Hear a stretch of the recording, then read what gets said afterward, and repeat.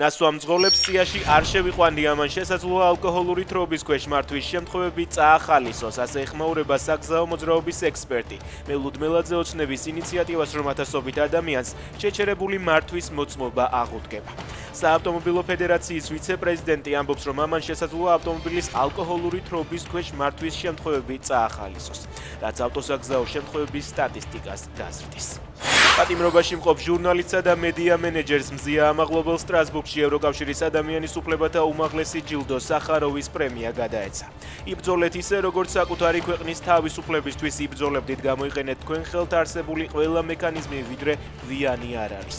ასე მიმართა პატიმარმა ჟურნალისტმა წერილში ევროპარლამენტს. მზია ამაღლობელთან ერთად სახაროვის პრემია პატიმრობაში მყოფ ბელარუსს ანჯეი პიჩობუტს გადაეცა. სალონიკში დააკავეს 44 წლის ქართველი კაცი, რომელსაც პარტნიორის მკვლელობის მცდელობაში ედება ბრალი. ბერძნული მედიის ინფორმაციით შემთხვევა იმ სახლში მოხდა, სადაც 34 წლის უკრაინელი ქალი 14 წლის შვილთან ერთად იმყოფებოდა.